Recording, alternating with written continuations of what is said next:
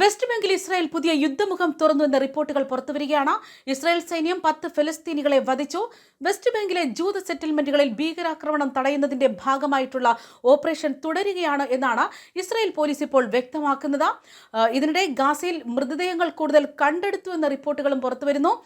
അധിനിവേശ west bank നഗരമായ ജനീനിൽ Israel സൈന്യം നടത്തിയ ആക്രമണത്തിൽ 10 ഫലസ്തീനികൾ കൊല്ലപ്പെടുകയും നിരവധി പേർക്ക് പരിക്കേൽക്കുകയും ചെയ്തു എന്നാണ് ഇപ്പോൾ റിപ്പോർട്ടുകൾ പുറത്തുവരുന്നത്. അതുമാത്രമല്ല, ഗാസയിൽ വെടിനിർത്തൽ നിലവിൽ വന്നതിന് ശേഷം പലസ്തീനികൾ തകർന്ന കെട്ടിടങ്ങൾക്കുള്ളിൽ വിശദമായ പരിശോധനകൾ ആരംഭിച്ചു. ജനുവരി 22-ാം തീയതിയായ ഇന്ന് മാത്രം 120ഓളം ജീർണിച്ച മൃതദേഹങ്ങളാണ് കെട്ടിടാവശിഷ്ടങ്ങൾക്കിടയിൽ നിന്നും കണ്ടെടുത്തിരിക്കുന്നത്. ഭാഷയിലുടനീളം തിരച്ചിൽ വ്യാപകമായിരിക്കുകയാണ്. തകർന്ന കെട്ടിടങ്ങളും ഭൂപ്രദേശങ്ങളും വലിയ തോതിൽ കുഴിച്ച് തങ്ങളുടെ പ്രിയപ്പെട്ടവരെ കണ്ടെത്താനുള്ള ശ്രമത്തിലാണ് ഇപ്പോൾ പലസ്തീനികൾ എന്ന വിവരങ്ങൾ പുറത്തുവരുന്നു. മാത്രമല്ല, നിരവധി കേന്ദ്രങ്ങളിൽ ഇസ്രായേൽ സൈന്യം മുൻകാലത്ത് നടത്തിയ വെടിവയ്പിലും വ്യോമാക്രമണത്തിലും ഏറെ പേർ കൊല്ലപ്പെട്ടിട്ടുണ്ടെന്നും ഗാസയിൽ നിന്നും കാണാതായവർ തന്നെ 20,000-ഓളം ആളുകൾ ഉണ്ടാകും എന്നാണ് കണക്കാക്കുന്നത്. ഇവരെല്ലാം തന്നെ ഇപ്പോൾ യുദ്ധത്തിൽ അപ്രത്യക്ഷരായവരാണ്. ഒരുപക്ഷെ ഇവരെല്ലാം യുദ്ധത്തിൽ മരണപ്പെട്ടു കാണും. തകർന്ന അവശിഷ്ടങ്ങൾക്കിടയിലും ഭൂമിക്കടിയിലുമൊക്കെയായി പോയിട്ടുണ്ടാകും എന്ന് തന്നെയാണ് ഇവർ കരുതുന്നത്. വരും ദിവസങ്ങളിൽ ഗാസയിലെ തകർന്ന കെട്ടിടങ്ങൾക്കുള്ളിൽ മൃതദേഹാവശിഷ്ടങ്ങൾ പരിശോധിക്കാനുള്ള വലിയ ക്രമീകരണങ്ങളാണ് ഒരുക്കിയിട്ടുള്ളത്. അതിനോടൊപ്പം തന്നെ ഐക്യരാഷ്ട്രസഭയും റെഡ് ക്രോസും ഒക്കെ സംയുക്തമായി പരസ്യമായി തന്നെ ഇത്തരത്തിൽ ആവശ്യമായിട്ടുള്ള തിരച്ചിൽ സഹായങ്ങളൊക്കെ ഏർപ്പെടുത്തിയിട്ടുണ്ട് എന്ന തന്നെ റിപ്പോർട്ടുകൾ പുറത്തുവരുന്നു. അതുപോലെ ഗാസയിൽ ഇസ്രായേൽ സൈന്യം കൊലപ്പെടുത്തിയത് 4732 പേരെ എന്നാണ് വിവരങ്ങൾ. എന്നാൽ യുദ്ധത്തിൽ നേരിട്ട് മരണപ്പെട്ടവരുടെ സംഖ്യയാകട്ടെ 70,000 കടക്കുമെന്നും അതിന് മുകളിലേക്ക് കടക്കുമെന്ന് തന്നെയാണ് കണക്കാക്കുന്നത്. ഇത്തരക്കാരിൽ എത്ര പേർ ജീവനോടെ ഇനിയും അവശേഷിക്കുന്നു എന്നത് വ്യക്തമല്ല. ഇന്ന് നടത്തിയ പരിശോധനയിൽ ലഭിച്ച 100-ലേറെ മൃതദേഹങ്ങളും അവശിഷ്ടങ്ങളും ഒക്കെ അല്ലെങ്കിൽ ജീർണിച്ച നിലയിലായിരുന്നു എന്നത് വേണം പറയാൻ. ഗാസയിലെ ഏകദേശം 80% നിർമ്മിതികളും അടിസ്ഥാന സൗകര്യങ്ങളും റോഡും ആശുപത്രികളും ഒക്കെ തന്നെ യുദ്ധത്തിൽ തകർക്കപ്പെട്ടിരുന്നു.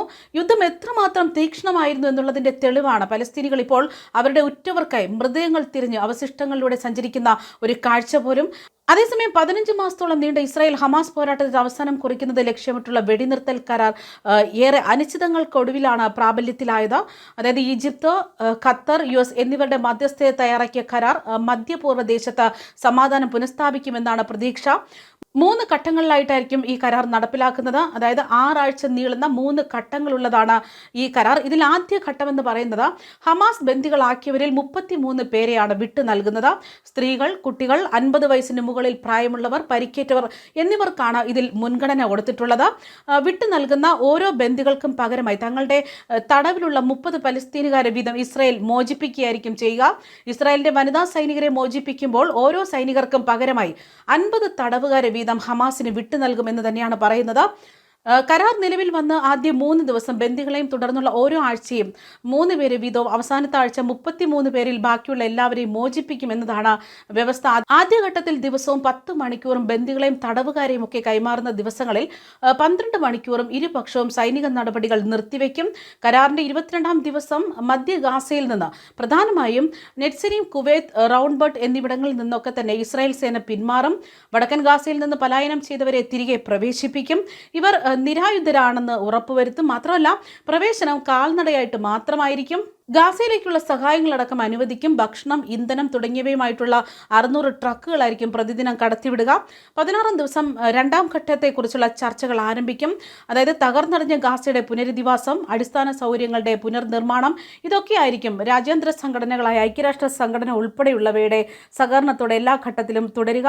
ഇനി 2-ാം ഘട്ടവും 1-ാം ഘട്ടവും ഒക്കെ വിജയകരമായി പൂർത്തിയായി കഴിഞ്ഞാൽ ബാക്കി സൈനികരടക്കമുള്ള പുരുഷ ബന്ദികളെ ഹമാസും അതിന് ആനുപാതികമായ തടവുകാരെ ഇസ്രായേലും പരസ്പരം വിട്ടു നൽകും എന്നാണ് ഈ കരാറിൽ പറയുന്നത്. ബന്ദിമോചനം പൂർണ്ണമായാൽ ഒരാഴ്ചയ്ക്കുള്ളിൽ തന്നെ ഫിലോഡൽഫി ഇടനാഴിയിൽ നിന്ന് ഇസ്രായേൽ സൈന്യം മാറുന്നതായിരിക്കും. 3-ാം ഘട്ടം കൊല്ലപ്പെട്ടവരുടെ മൃതദേഹങ്ങൾ ഇസ്രായേലും ഹമാസും വിട്ടു നൽകും. ഗാസ മുനമ്പിന്റെ പുനരധിവാസത്തിന് 3 മുതൽ 5 വർഷം വരെ നീളുന്ന പദ്ധതിയായിരിക്കും നടപ്പാക്കുക. യുദ്ധബാധിതർക്ക് നഷ്ടപരിഹാരം നൽകുന്നതിന് ഈജിപ്ത്, ഖത്തർ, UN എന്നിവയുടെ മധ്യസ്ഥതയിലായിരിക്കും ഇത് തുടങ്ങുക. ഗാസയ്ക്ക് നേരെയുള്ള എല്ലാ സൈനിക നടപടികൾക്കും ഇതോടെ അവസാനം തന്നെയാകും എന്നാണ് റിപ്പോർട്ടുകളും. ന്യൂസ് ഡെസ്ക് കർമ്മ ന്യൂസ്.